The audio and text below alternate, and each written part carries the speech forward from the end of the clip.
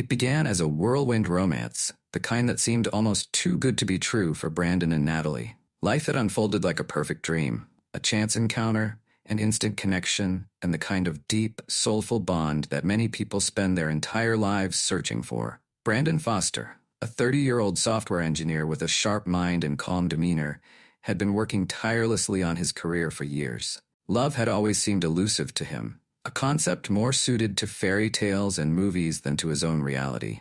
That was until Natalie Morgan appeared, seemingly out of nowhere. She was unlike anyone Brandon had ever met. She was beautiful, confident, and intelligent, with a wit that left him in awe from the moment they met. They shared interests, a similar sense of humor, and a love for adventure that had them traveling together almost as soon as they started dating. Their connection felt effortless, and within 6 months, Brandon was on one knee, proposing to Natalie on a mountaintop during one of their hiking trips. She said yes, her smile radiating warmth as she accepted the ring. Their wedding, a modest but elegant affair, followed soon after. Close family and friends attended, and it was everything Brandon could have hoped for. The vows, the first dance, the promises of a lifetime spent together. He was blissfully in love, content in the belief that he had found the one person he could truly share his life with. But beneath the surface of their seemingly perfect relationship, there was a secret, one that Natalie had kept hidden from Brandon for as long as they had known each other. A secret that, once revealed, would shatter everything. The first few weeks of their marriage were blissful. Brandon and Natalie had moved into a charming suburban home in Naperville, Illinois, just outside of Chicago. It was small but cozy, with enough space for the two of them to start a family someday. Brandon loved coming home from work to find Natalie in the kitchen preparing dinner, her soft laughter filling the air as they talked about their day. They spent their evenings curled up on the couch, watching movies or discussing their future. Brandon couldn't imagine being happier. But as time went on, Brandon began to notice subtle changes in Natalie's behavior. She seemed more distant at times, as though something was weighing heavily on her mind. There were moments when she would retreat into herself, her laughter fading, her gaze turning somber. When Brandon asked her what was wrong, she would always brush it off, assuring him that everything was fine. But her reassurances did little to ease his growing concern. Brandon loved Natalie with all his heart, but he couldn't shake the feeling that she was keeping something from him. He tried to push the thoughts aside, telling himself that every marriage had its ups and downs. After all, they had only been married for a few months. They were still adjusting to life together, still learning how to navigate the complexities of sharing a home and building a future. But the nagging sense that something wasn't right lingered in the back of his mind. It was a rainy afternoon when Brandon's world came crashing down. He had come home from work early, hoping to surprise Natalie with flowers and a romantic evening. As he walked through the front door, he noticed the house was unusually quiet. He called out her name, but received no response. Assuming she was out running errands, he made his way upstairs to their bedroom. As he entered the room, he spotted Natalie's laptop sitting open on the bed. A wave of curiosity washed over him. Natalie had always been very private about her personal devices, never leaving them unlocked or unattended. Brandon hesitated for a moment, then sat down on the bed and glanced at the screen. What he saw made his heart stop. There on the screen was an email conversation between Natalie and a close friend of hers, Samantha Davis, one that Brandon had never met. The messages were long and deeply personal, filled with words that Brandon had never heard from Natalie before. And then there it was,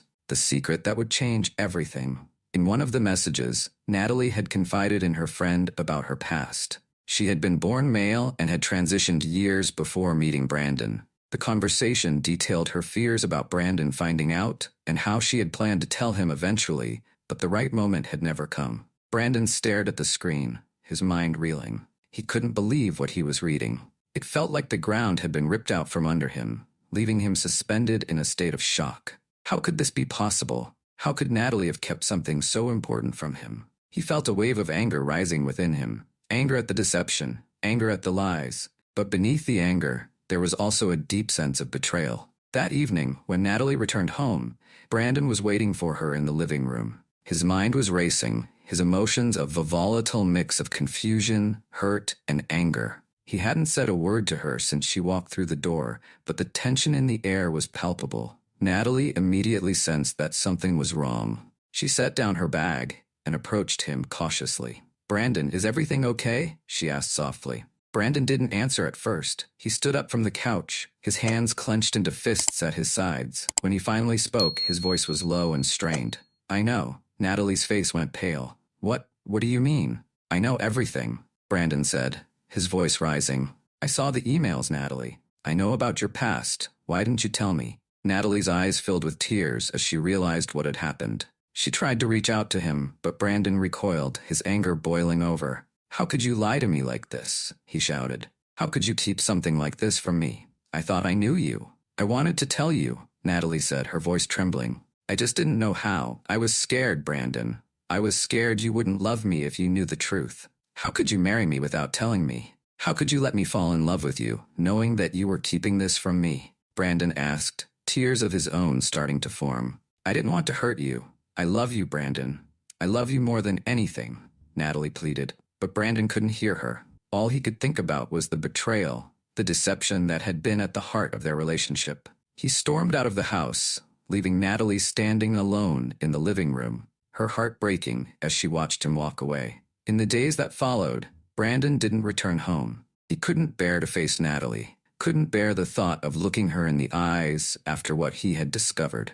He stayed with his friend Michael Reynolds, drowning his sorrows in alcohol and sleepless nights. His mind was consumed by the revelation, by the questions that plagued him at every turn. Had their entire relationship been a lie? Did Natalie ever truly love him, or had she only been using him to hide her secret? Natalie was left alone in their home, devastated by the fallout of their confrontation. She had always known there was a risk in not telling Brandon sooner, but she had never imagined it would end like this. She loved him deeply, but now it seemed as though that love had been twisted into something unrecognizable. She tried reaching out to Brandon, calling and texting him in the hopes that they could talk things through, but each time her messages went unanswered. It was a week later, when Brandon finally returned home. He was disheveled, his eyes bloodshot from days of drinking and sleeplessness. He had spent the past few days wrestling with his emotions, trying to make sense of everything that had happened. But as he walked through the front door, he realized that there were no easy answers.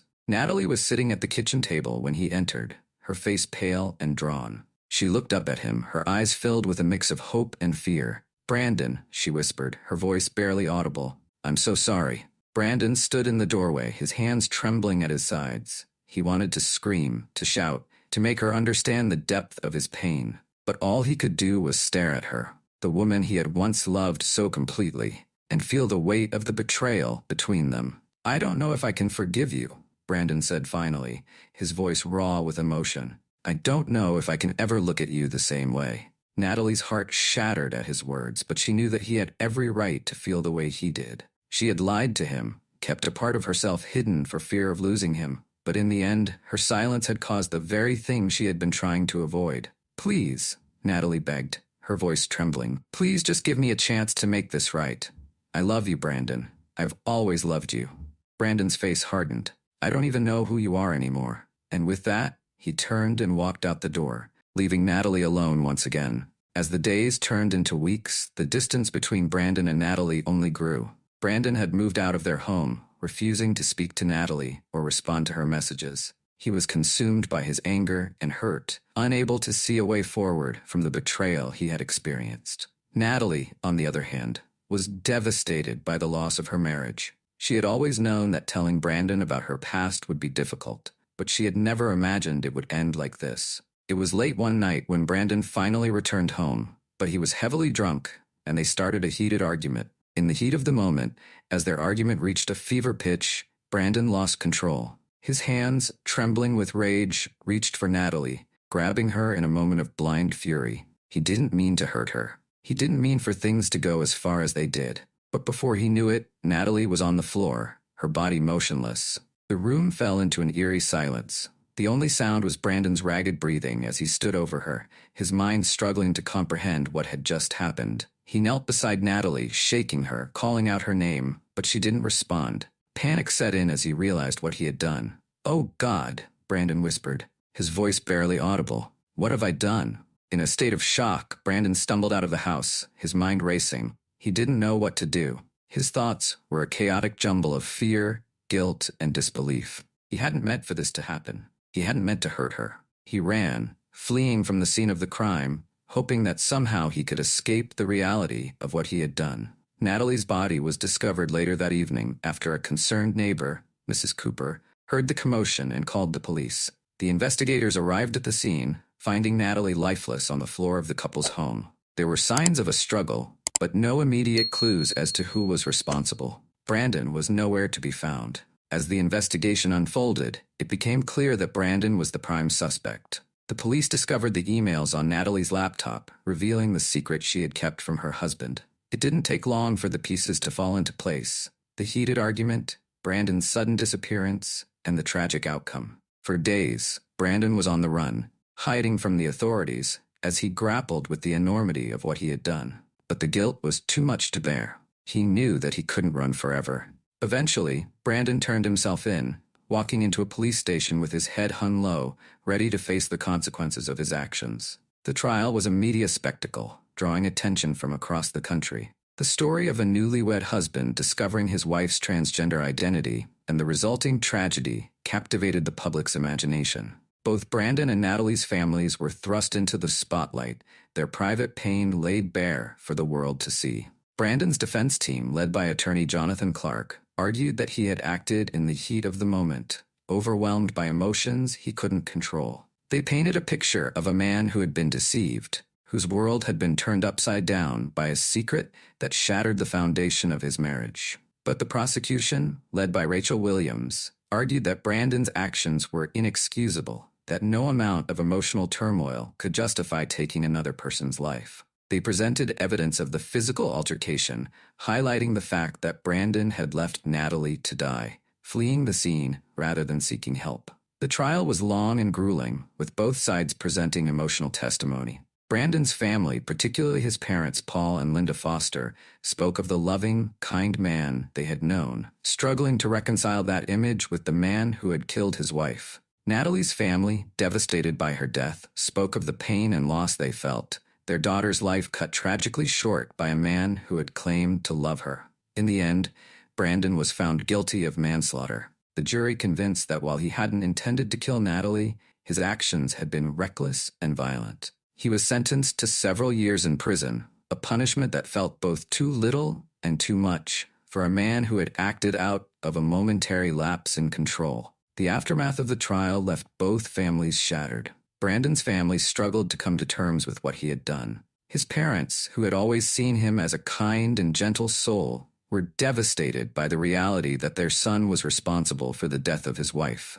They visited him in prison, but their conversations were strained, the weight of what had happened hanging heavy between them.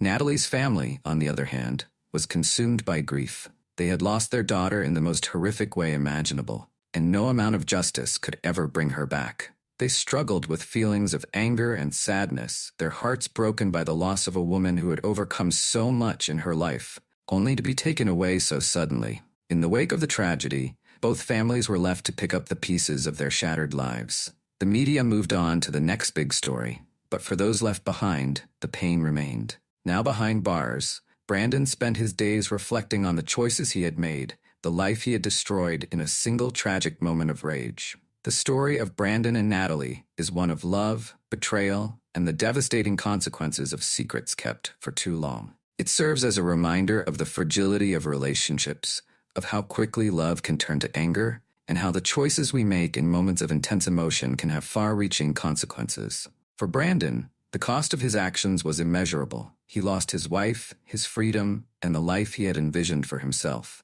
But more than that, he lost a part of himself. The man he had once been, replaced by the man who had taken another person's life in a moment of blind fury. For Natalie, the cost was even greater. She had lived her life with courage, embracing her true self despite the challenges she had faced. But in the end, it was the love she had for Brandon, the fear of losing him, that led to her tragic end. For those who knew Brandon and Natalie, their story became a cautionary tale about the dangers of secrets, the importance of honesty, and the devastating power of anger. As the years rolled by, the sharp edges of the tragedy dulled slightly, but the scars remained for those involved. In prison, Brandon enrolled in counseling, trying to understand the emotions that had driven him to such a devastating act. It was in these sessions that he began to confront his own insecurities, his fears, and the toxic masculinity that had played a part in his inability to handle Natalie's secret. He spoke openly of his love for her and the profound loss he felt, but there was always the unspoken knowledge that none of it could change what he had done. Natalie's family, though irreparably broken by her loss, found solace in honoring her memory. They established a foundation in her name to support LGBTQ+ individuals, offering education and resources to help foster understanding and acceptance. They hoped that in sharing Natalie's story, others might be spared the kind of heartbreak and violence that had claimed her life. The media had long moved on, but the echoes of Brandon and Natalie's story remained, a powerful reminder of the complexities of identity, love, and acceptance. The lessons of their short-lived marriage became a cautionary tale, a reminder of the importance of honesty, communication, and empathy in relationships. The story ended with a reflection on the broader issues that their story illuminated, how secrets, even those rooted in fear, can tear apart the very foundations of love. Experts weighed in, discussing the importance of education and understanding, urging society to foster environments where people can feel safe to live authentically without fear of judgment or rejection. If I had known then what I know now, things would have been different. I would have loved Natalie for who she truly was, but now it's too late, Brandon said in prison, his voice broken. The lesson was clear. Love can only thrive where honesty lives, and the cost of secrets can be more than anyone is willing to pay.